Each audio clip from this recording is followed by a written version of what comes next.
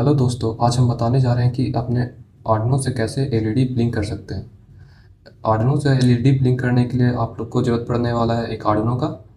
यह मेरे पास Arduino nano है। इसके जगह आप आर्डिनो यूनो भी ले सकते हैं। बस उसमें पिन डिफरेंस होता है, लेकिन ये सारा पिन नंबर सेम होता है, बस पिन अरेंजमेंट अलग होता है। फिर हमें दूसरा चीज़ ज़रूरत पड़ने वाला है। इस एलईडी को ब्लिंक करेंगे तो एक एलईडी का, यह 3 वोल्ट एलईडी लाइट है। फिर हमें ज़रूरत पड़ने वाला है कुछ जंपर वायर, जिससे हम एलईडी और आर्डिनो नैनो को अटैच करेंगे। और फिर एक ब्रेडबोर्ड जिस पे हम आर्डिनो नैनो को और एलईडी को अटैच करेंगे। और इस आर्डिनो में कोड अपलोड करने के लिए हमें ज़रूरत पड़ने वाला है एक केबल का। ये आर्डिनो इस तरह का केबल होता है, एक यूएसबी और एक माइक्रो यूएसबी। कोड को अपलोड करने के लिए सबसे पहले अपने आर्डिनो में अपना केबल को कनेक्ट कर लें। हमने अपने पोर्ट में आर्डिनो केबल को कनेक्ट कर लिया है। अब चलिए इस केबल के यूएसबी पॉइंट को अपने लैपटॉप में अटैच करते हैं। हमने इसे आर्डिनो अपने लैपटॉप में इंसर्ट कर दिया है और यहाँ पे देख सकते हैं यह ब्लिंक स्टार्ट भी हो गया है।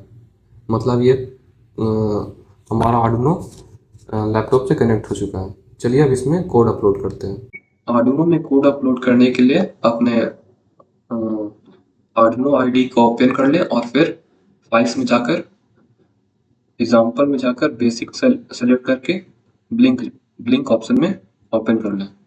यह हमारा एक नया फोल्डर ओपन हो चुका है।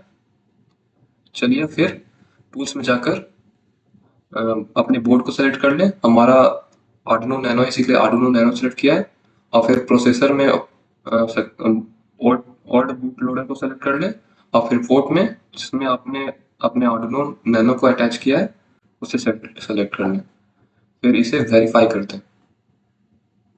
वेरीफाई होने के बाद अपने कोड को इस यहाँ पे हमारा डन कंपाइलिंग हो चुका है। चलिए अब इस कोड को अपलोड करते हैं।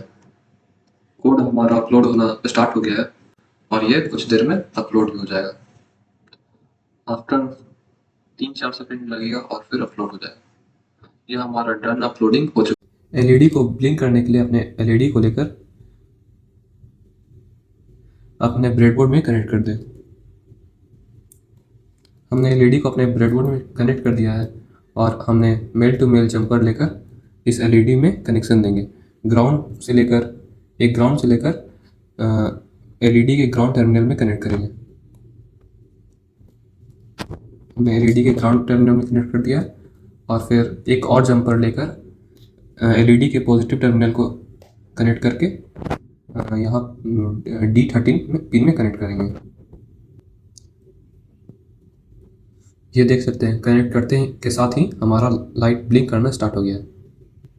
आप इस आर्डिनो में पावर सप्लाई देने के लिए इस यूएसबी पॉइंट का भी इस्तेमाल कर सकते हैं, इस पोर्ट का भी इस्तेमाल कर सकते हैं यहाँ, या फिर VIN और ग्राउंड का भी इस्तेमाल कर सकते हैं। कोई 5 वोल्ट बैटरी लगाकर VIN में पॉजिटिव टर्मिनल को कनेक्ट कर दे और फिर ग्राउंड में नेगेटिव टर्मिनल को कनेक्ट कर दे और वहाँ से कनेक्शन देकर अपने एलईडी को विदाउट इस पोर्ट के सहायता से जला सकते हैं। चलिए हम अब इस मोटर को भी कनेक्ट करके देखते हैं कि यह वर्क करता है या नहीं। हमने इस मोटर में 2 जंपर को कनेक्ट कर दिया और चलिए अब इस एलईडी वाले पॉइंट में कनेक्ट करते हैं।